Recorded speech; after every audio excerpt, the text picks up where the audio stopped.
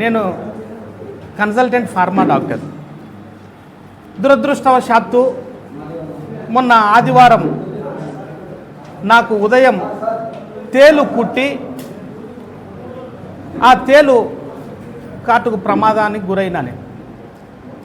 వెంటనే నాకు ఇదివరకే ముందు కొద్దిగా గుండె సమస్య ఉంది, నాకు బీపీ ఉండింది, కొద్దిగా గుండె సమస్య ఉంది.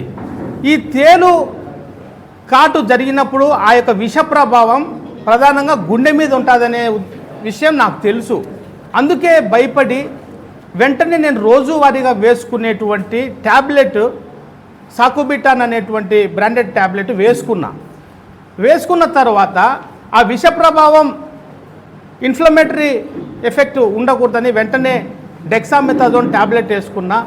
ఆ తర్వాత ఇమ్మీడియట్గా మన కడప పట్టణంలో పాలెం పాపయ్య వీధిలో ఉన్నటువంటి లైఫ్ లైన్ హాస్పిటల్కు వెళ్ళి అక్కడ చికిత్స తీసుకోవడం జరిగింది.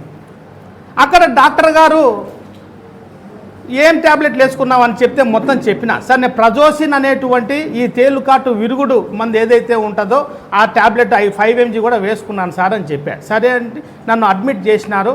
నా యొక్క హార్ట్ యొక్క పనితీరు ఏంటి అనేసి మానిటర్ పెట్టి గమనిస్తూ ఉన్నారు. ఈ పరిస్థితుల్లో అక్కడ ఫ్రూసిమైడ్ అనే ఇంజెక్షన్ కూడా వేయడం జరిగింది.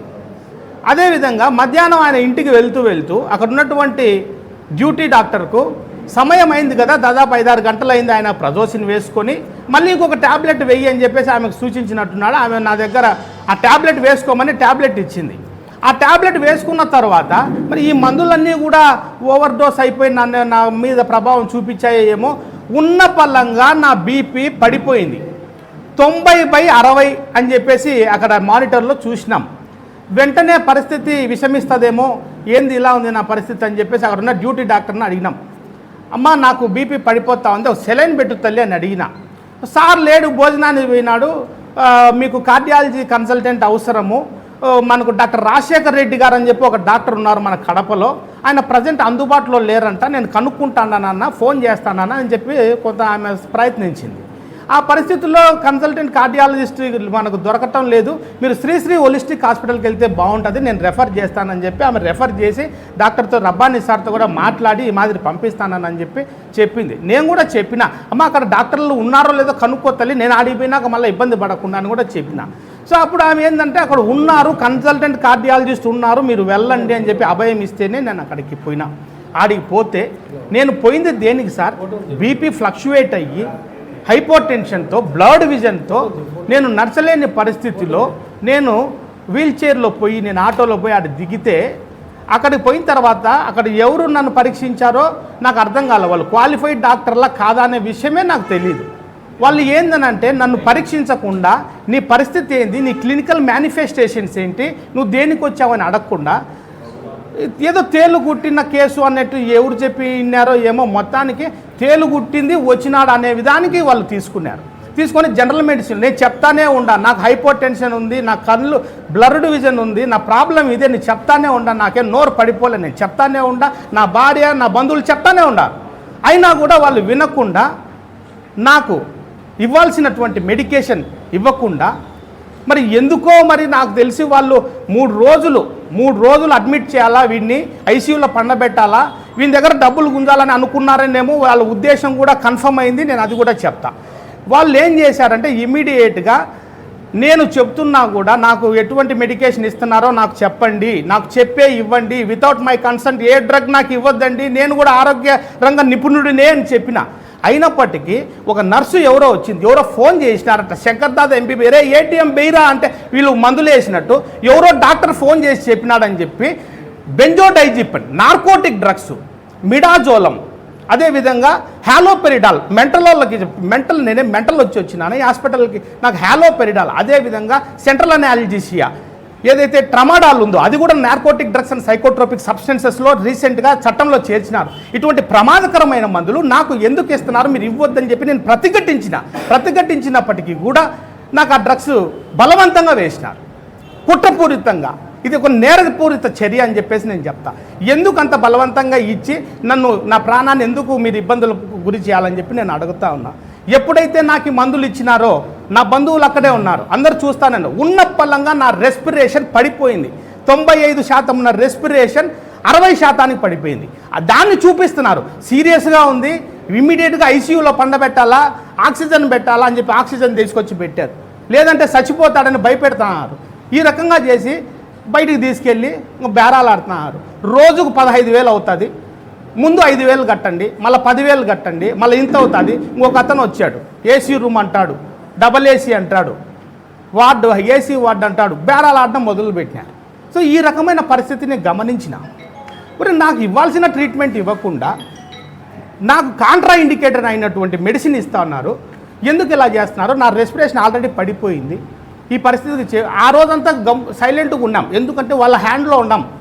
ఎనస్థీషియా ఇచ్చినారు, సెడేషన్ ఇచ్చినారు, మత్తులో ఉండా, కాలు చెయ్యి కదలడం లే, బ్రెయిన్ ఒకటి పని చేస్తుంది, పైకి చూస్తానా ఏం చేయాలో తెలియటం లే. పైగా నా ఒంటి మీద బట్టలన్నీ తీసేసినారు. బయటికి పారిపోదామా, వీళ్ళ దగ్గర నుంచి బతికి బయటికి పోదామా అంటే బట్టలు లేవు ఒంటి మీద. ఒకటి ఏందో కప్పినారు అంతే, ఒకటి బ్లూ కలర్ ఏందో గ్రీన్ కలర్ది డ్రెస్ వేసినారు. ఆ పరిస్థితుల్లో ఏమీ చేయలేని పరిస్థితి. సరే అట్టే ఉండిపోయా. పొద్దున మెలకు వచ్చింది, నాకు కొద్దిగా శక్తి వచ్చింది. పోయి డిశ్చార్జ్ అయిపోదాం మేడం, నన్ను ఏమైంది నా పరిస్థితి, నా డిశ్చార్జ్ చేయండి అని అడిగినా. ఎవరో ఒక మనిషి వచ్చినాడు, ఏమి ఉండు 2 రోజులు పోదులే, సల్లంగా పనుకో ఏసీలో అంటాడు. నేను వచ్చింది దేనికి? మీది ఏసీలో నేనేమో అత్తగారికి అల్లెం తినడానికి వచ్చినానా? ఒరే నాయన నన్ను డిశ్చార్జ్ చేయండి రా తండ్రి అని చెప్పి అడిగిన. దానికి చేయలే. ఇమ్మీడియట్గా ఆ హాస్పిటల్ ఓనర్ ఎవరో నెట్లో నెంబర్ చూసి ఫోన్ చేసిన హైదరాబాద్కు. ఫోన్ చేస్తే ఆ మనిషి దొరకలే. వెంటనే డిఎంహెచ్ఓ గారికి ఫోన్ చేసిన. సార్ నన్ను ఈ మాదిరి ఠాగూర్ సినిమాలో చూసినట్టుంది నాకు ఇదంతా కూడా, సార్ నన్ను బయటపడేయండి సార్, నన్ను రక్షించండి సార్ అని ఫోన్ చేసిన. ఆయన మరి పాపం ఆయన అధికారి ఏం చేస్తాడు, నువ్వు రిటర్న్ కంప్లైంట్ అని అన్నాడు. నేను వాళ్ళకి చెప్పిన, నేను డిఎంహెచ్ఓ గారికి ఫోన్ చేసిన, మీ ఓనర్కు నేను ఫోన్ చేసే ప్రయత్నం చేసిన, నన్ను దయచేసి ఇక్కడి నుంచి పంపించండి, నాకు ఇంకా ఏ ఇంజక్షన్లు వేయొద్దండి అని చెప్పి నేను వాళ్ళని గట్టిగా అడిగితే అప్పుడు డిశ్చార్జ్కి పెట్టినారు. సో ఈ రకమైన పరిస్థితి సార్. నేను పోయింది హైపోటెన్షన్ సమస్యతో పోతే నాకు దానికి ట్రీట్మెంట్ ఏమి ఇవ్వకుండా నాకు మత్తు సూదులు ఎందుకు వేసినారనేది నేను అడుగుతాను సార్. నన్ను ఒక్కనే ఎందుకు చేసినారనంటే ఇది నాకు మాత్రమే తెలిసి, నా సంఘటన నా సెల్ఫ్ కాబట్టి నాకు తెలుస్తుంది. ఈరోజు పొద్దున ఇద్దరు ముగ్గురు ఫోన్ చేసినారు. దాన్ని కూడా నేను సోషల్ మీడియాలో పెట్టిన. సేమ్ ఒక ఆమె వేంపల్లి దగ్గర ఏదో ఊరు చెప్పింది, ఆమె కూడా అదే ప్రాబ్లం. ఒంటిమిట్ట నుంచి ఒకరు ఫోన్ చేసినారు. నేను మాధవరం నుంచి ఒక సుబ్బమ్మ అని ఒక ఆమె ఫోన్ చేసింది. అందరికీ ఇదే రకంగా జరుగుతుందని వాళ్ళు చెప్తున్నారు. నేను ఆ రోజు అడ్మిట్ అయిన రోజు ఆదివారం సాయంత్రము ఒక మనిషి ఇట్లా పేపర్లు పట్టుకొని తిరుగుతున్నాడు. ఏమి రానంటే పక్కకు తిరిగి చూస్తే బిల్లులు ఎందుకు ఇన్నేసినారు, మమ్మల్ని ఎప్పుడు డిశ్చార్జ్ చేస్తారు మీరు, వాడు లబోదిబోమని మొత్తుకుంటాడు. 5-6 రోజులు అయిందంట ఆడికొచ్చి.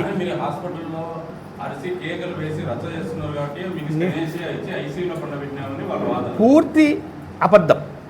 నేను ఎందుకు అల్లరి చేస్తా సార్?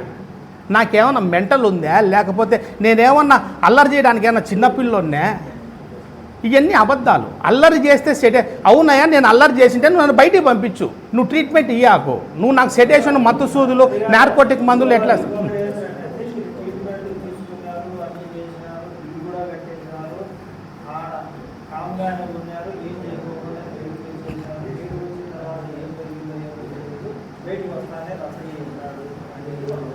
నేను లోపలే రచ్చ చేశాను సార్. ఆ హాస్పిటల్ యజమాని ఎవరో కనుక్కొని ఆయనకు చెప్పాలని చెప్పి నేను ఒకటే చేసిన. ఈ రకమైన పరిస్థితులు, ఈ రకమైన విధానం ఈడ ఎందుకు ఉంది? ఇది ఏందిరా నాయన, ఇది ఠాగూర్ సినిమాల మాదిరి దోపిడీ కనపడుతుంది సార్. ఏదైనా మెడికల్ మాఫియా సార్. ఇది ఠాగూర్ సినిమాలో ఒక సీన్ చూపించుండొచ్చు సార్. నాకు మొత్తంగా బిల్లు వచ్చింది 20,433 రూపాయలు వేశారు. వాళ్ళు చెప్పేటి అన్ని తప్పులే, అబద్ధాలే. ఇదో మా దగ్గర బిల్లులు, ఇదో తీసుకోండి, ఇదో మాకు ఇది వాళ్ళు ఇచ్చిన బిల్లులే. నేను కూడా ఇస్తాను సార్, వాళ్ళు ఇచ్చింటే.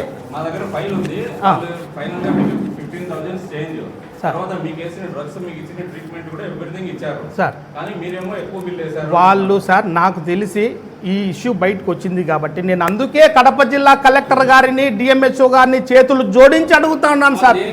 వాళ్ళు ఖచ్చితంగా ఇవన్నీ కూడా రికార్డ్స్ మారుస్తారు.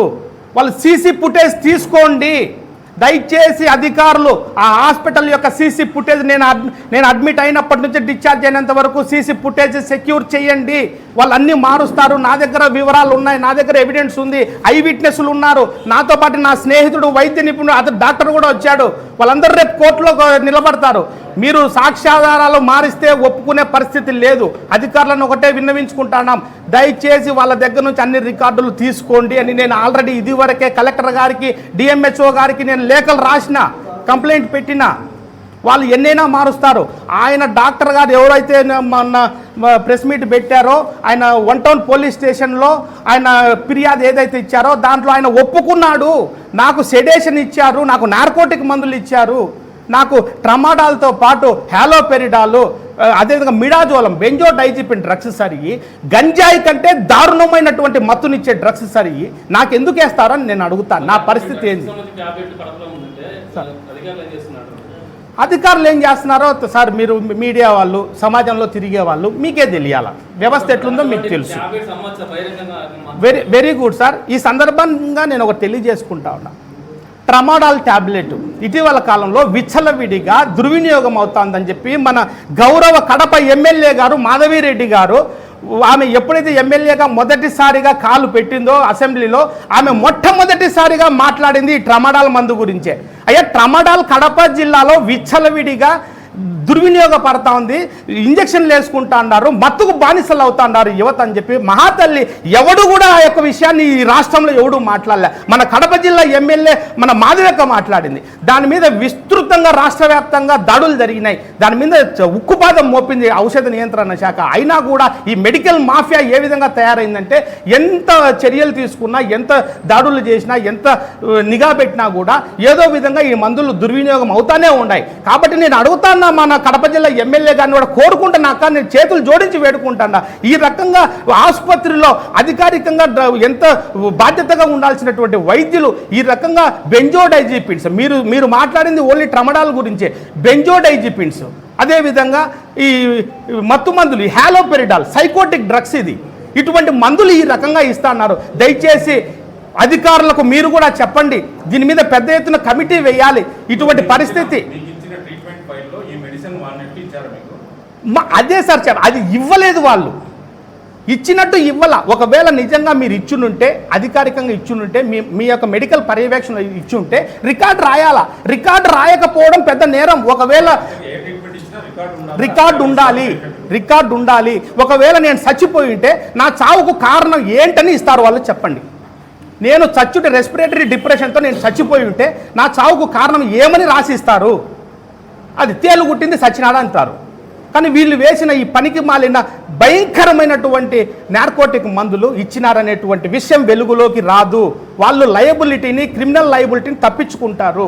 ఇది సాక్ష్యాలను రూపుమార్చడమే, సాక్ష్యాలను తుంగలో తొక్కడమే, అనగదొక్కడమే ఇది. కాబట్టి ఇది నేరపూరితమైన చర్య. అవును. వాళ్ళు చెప్పిన వాదన ఇన్ని సంవత్సరాల నుంచి మా హాస్పిటల్లో ఇంత కాంపిటీషన్ ఉంటే క్వాలిఫైడ్ డాక్టర్స్, నర్సు లేకుండా మేము ఎందుకు ట్రీట్మెంట్ చేస్తాము, ఆయనకు అది కూడా అర్థం కాలేదా అని కూడా వాళ్ళు. నేను ఒకటే అడుగుతాను, నేను ఒకటే డిమాండ్ చేస్తాను ఈ ఆసుపత్రి ఈ యొక్క యాజమాన్యాన్ని. నాకు ఎవరెవరు ట్రీట్మెంట్ ఇచ్చారో, నన్ను ఎవరు ప్రత్యక్షంగా పర్యవేక్షించారో సీసీ ఫుటేజ్ తీయండి. వాళ్ళు ఎవరు, వాళ్ళ క్వాలిఫికేషన్ ఏంది, వాళ్ళ లైసెన్స్ ఏందో తీయండి బయటికి అని నేను అడుగుతాను. నువ్వు యాన్నో కూర్చొని ఇంట్లో నువ్వు ఫోన్ చేసి నువ్వు మెటెక్సెల్, అయ్యా నేను వచ్చింది దేనికి, నాకు బీపీ ఫ్లక్చువేట్ అయ్యి నేను హైపర్ టెన్షన్లో నా బ్రెయిన్కు బ్లడ్ పర్ఫ్యూజ్ కాక నేను ఇబ్బంది పడి వస్తే నా బీపీ నార్మల్ స్టేజ్కి తీసుకురావాల్సినటువంటి నువ్వు కార్డియాలజిస్ట్వి, కన్సల్టెంట్ కార్డియాలజిస్ట్ అని చెప్పినావు మొన్న.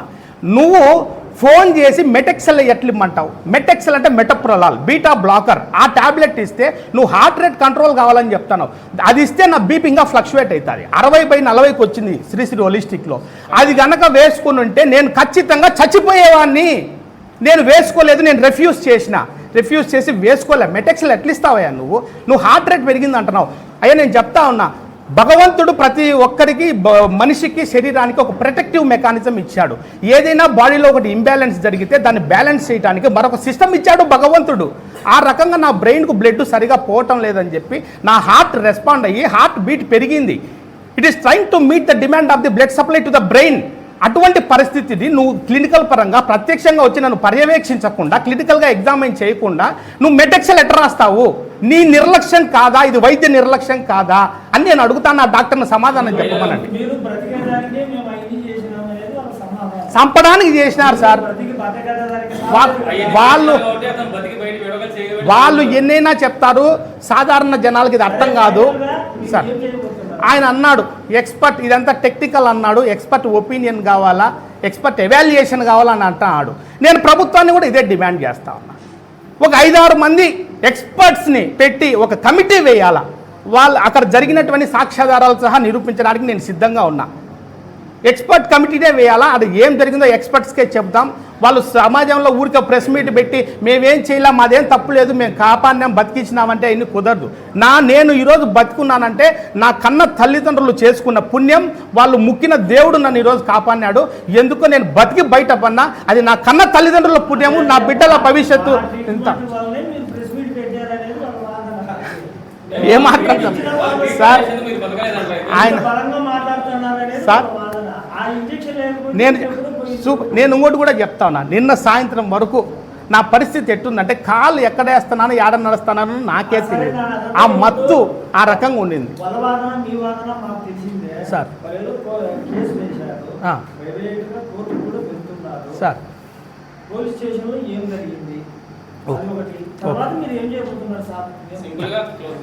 వాళ్ళైతే ప్రెస్ మీట్ పెట్టి నా మీద డిఫమేషన్ ఏదో వేయాలని చెప్పేసి ఏదో ప్రకటన ఇచ్చారు, వేస్తున్నామని చెప్పారు. అయ్యా నాకు ఆ హాస్పిటల్ యొక్క ఫేమ్ని డిఫేమ్ చేయాలని కానీ, ఆ రెప్యుటేషన్ని నేను ఏదో దెబ్బతీయాలని కానీ నాకు ఎటువంటి ఇంటెన్షన్ మెన్సరియా నాకు లేదు. నాకు ఆయన శత్రువు కాదు, హాస్పిటల్ యాజమాన్యం నాకు శత్రువు కాదు, ఆయన ఎవరో నేనెవరో నాకు ఎటువంటి పరిచయం లేదు. నాకు జరిగిన అన్యాయాన్ని ఒక వీడియో కంప్లైంట్ అంటా నేను దాన్ని. అది వాళ్ళ రెప్యుటేషన్ డ్యామేజ్ చేయడానికి ఇచ్చిన ఫాల్స్ ప్రాపగండా అయితే కాదు. నేను అదే అదే అదే చెప్తాను. అదే అండి.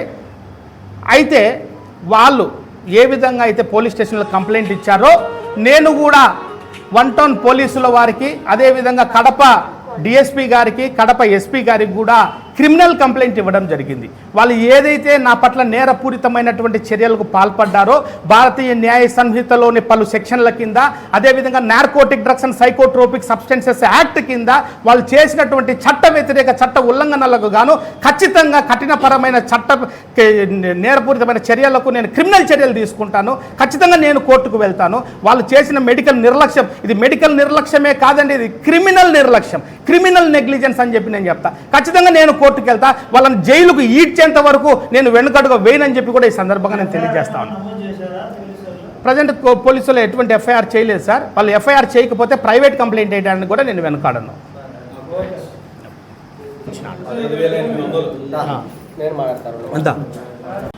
ఈ నెల 5వ తేదీన సుమన్ అనే వ్యక్తి తేలు కుట్టిందని చెప్పి ఉదయం 9 గంటలకు ఇంట్లో తేలు కుడితే ఓ ప్రైవేట్ హాస్పిటల్ చూపించుకొని అక్కడ కూడా హార్ట్ ప్రాబ్లం ఉందని చెప్పి హోలిస్టిక్ వెళ్ళమని చెప్పి చెప్పారు. వారి సలహా మేరకు అక్కడి నుంచి సుమన్ అనే వ్యక్తి హోలిస్టిక్లో కూడా ట్రీట్మెంట్ చేయించుకోవడానికి వెళ్ళాడు. అయితే అక్కడ వెళ్ళిన తర్వాత ఇతనికి ఏదైతే ట్రీట్మెంట్ ఇవ్వాలనో అది ఇవ్వకోకుండా దానికి మించినటువంటి ప్రాణాలు తీసేటువంటి ఏవైతే ఇంజెక్షన్స్, మత్తు ఇంజెక్షన్లు వేసి తమ ప్రాణాలని తీసేయడం కోసం ప్రయత్నం చేశారని చెప్పి అతను ఒక సెల్ఫీ వీడియో తీసి నాకు జరిగినటువంటి అన్యాయం ఇదే అని చెప్పి అతను ఒక వీడియో తీశాడు. తీసిన తర్వాత అది వాస్తవమా కాదా అనేటువంటిది నిర్ధారించాల్సినటువంటి డిఎంహెచ్ఓ గారు కానీ, లేకపోతే జిల్లా అధికారులు కానీ, జిల్లా ఎస్పీ గారు కానీ ఈ విషయాన్ని మీద ఇప్పటి వరకు స్పందించలేదు. ఇదే కంప్లైంటు, ఇదే బాధితుడు సుమన్ అనే వ్యక్తి ఎస్పీ గారికి లెటర్ పెట్టారు, డిఎస్పీకి లెటర్ పెట్టారు. డిఎంహెచ్ఓకు మొట్టమొదటిగా ఏదైతే ట్రీట్మెంట్ ఇతనికి ఏదైతే ప్రాబ్లం ఉందో అది కాకోకుండా దానికి మించినటువంటి డోస్ తోటి, మత్తు మందుతోటి ఇంజక్షన్లు వేసి ట్రీట్మెంట్ చేశాడని చెప్పి ఒక ఆరోపణ చేశాడు. దాని మీద ఈరోజు 5వ తేదీ జరిగితే ఈ రోజు కూడా దాని మీద తెలిసినటువంటి పరిస్థితి. అంటే 5 రోజులు అవుతున్నా ఒక మనిషి ప్రాణాన్ని ఈరోజు లెక్క చేయకోకుండా అధికారులు వివరించడం అనేది ఇది సబబు కాదు. మరో పక్కన హోలిస్టిక్ యాజమాన్యం కూడా ప్రెస్ మీట్ పెట్టారు. పెట్టి మేము అతని ప్రాణాలు కాపాడడానికే ప్రయత్నం చేశామని చెప్పి చెప్పారు. అక్కడ ఎవరో ఒకతను పంచె కట్టుకొని అతను హార్ట్ ప్రాబ్లం అయితే ఆ డాక్టర్ లేకుండా జనరల్ సర్జన్స్ అందరూ వచ్చి అక్కడ ట్రీట్మెంట్ చేయడము, ఫోన్లోనే మొత్తం వైద్యాన్ని అంతా కూడా మాట్లాడేటువంటి పద్ధతిలో ఈరోజు ట్రీట్మెంట్ చేశారు అని మేము అడుగుతా ఉన్నాం. హోలిస్టిక్లో ఎవరైతే అతను పెట్టిన వీడియో కానీ లేకపోతే హోలిస్టిక్ డాక్టర్స్ పెట్టినటువంటి ప్రెస్ మీట్ వీడియోస్ కానీ మీరు సోషల్ మీడియాలో గమనిస్తే 99% కడప జిల్లాలో ఉన్నటువంటి ప్రజలందరూ హాస్పిటల్లో బాధితులే అనేటువంటిది కూడా నగ్న సత్యంగా ఈరోజు స్పష్టంగా కనబడతా ఉంది. దాంట్లో పోలీసులు ఉన్నారు, సామాన్య ప్రజలు ఉన్నారు, పేద వర్గాల వాళ్ళు ఉన్నారు, అంతో ఇంతో చదువుకునేటువంటి వాళ్ళు. అక్కడికి వెళ్ళిన వెంటనే సీరియస్గా ఉంది. ఆరోగ్యశ్రీ అయితే 2-3 రోజులు పడుతుంది, మీరు 30,000 కడితే కనుక ఇప్పుడే ట్రీట్మెంట్ స్టార్ట్ చేస్తాం, మన తర్వాత బిల్లులు వస్తే మేము ఏదైనా కానీ మళ్ళీ మీకు చెప్తామని చెప్పి మొదటినే ప్రాణాపాయం పెట్టి డబ్బులు వసూలు చేస్తామంటే కార్యక్రమం చేస్తున్నారని చెప్పి కొంతమంది బాధితులు మాధవరము ఒంటిమిట్ట నుంచి కూడా కొంతమంది చెప్పారు. కడప నగరంలో కొంతమంది వాళ్ళ బాధితులు ఉన్నారు. వీళ్ళందరినీ కూడా నేను విజ్ఞప్తి చేస్తా ఉన్నా, హోలిస్టిక్లో ఎవరైతే ట్రీట్మెంట్ కోసం పోయి డబ్బులు ఖర్చు చేసుకొని లక్షల రూపాయలు నష్టమైనటువంటి బాధితులు ఎవరైతే ఉన్నారో రేపు సోమవారం మేమంతా కూడా కలెక్టర్ గారిని కలవడిపోతా ఉన్నాం. మీరందరూ కూడా ఈ కార్యక్రమంలో భాగస్వామ్యం కావాలని, మీకు జరిగినటువంటి అన్యాయానికి అండగా మేమందరం నిలబడతామని చెప్పి సందర్భంగా తెలియజేస్తా ఉన్నాను. నా పేరు సీఎం రెడ్డి గోర్ల, మానవ హక్కుల సంక్షేమ సంస్థ కడప జిల్లా అధ్యక్షుడిని. ఈరోజు ఒక మిత్రుడు సుమన్ అనే వ్యక్తికి 5వ తేదీ జరిగిన ఈ హాస్పిటల్లో ఉన్న ప్రాబ్లం వలన ప్రజలందరికీ మేల్కోవాల్సిన అవసరం ఎంతైనా కోరుకుంటున్నాను. ఎందుకంటే ఈ మధ్యకాలంలో ప్రైవేట్ హాస్పిటల్స్లో జరుగుతున్న దురాఘాతాల మీద ఒక వ్యక్తి ముందుకు రావడం చాలా అభినందనీయకరం. కాబట్టి సమగ్ర విచారణ చేసి మానవ హక్కులు భగ్నమైన ఇక్కడ నిజాలు అనేది అధికారులు తేల్చాలి. హాస్పిటల్ వాళ్ళు మా హాస్పిటల్ మాత్రం మాది ఏ ప్రాబ్లం లేదు, అతను అభియోగం మోపుతున్నాడు అని అంటున్నాడు. ఇతను మాత్రం హాస్పిటల్ మీద అభియోగం మోపుతున్నాడు. కాబట్టి ఖచ్చితంగా దీని మీద సమగ్రంగా కలెక్టర్ గారు కావచ్చు, ఎస్పీ గారు కావచ్చు, డిఎంహెచ్ఓ గారు కానీ ఖచ్చితంగా చేసి సమగ్ర విచారణ చేసి న్యాయం చేయాల్సిందే కోరుతున్నాను. ఎందుకంటే ప్రజలు చాలా అపోహలతో ఉన్నారు. ఒక హోలిస్టిక్ హాస్పిటల్ అంత పెద్ద హాస్పిటల్ మీద అపవాదం వచ్చినప్పుడు నిరూపించుకోవాల్సిన అవసరం వాళ్లకు ఉంది, అధికారులకు ఉందని చెప్పి నేను కోరుకుంటాను. ఖచ్చితంగా ఇతనికి న్యాయం చేయాలని చెప్పి నేను కోరుకుంటాను సార్. మానవ హక్కులు భగ్నం కావాలని చెప్పి నేను కోరుకుంటాను సార్. నమస్తే.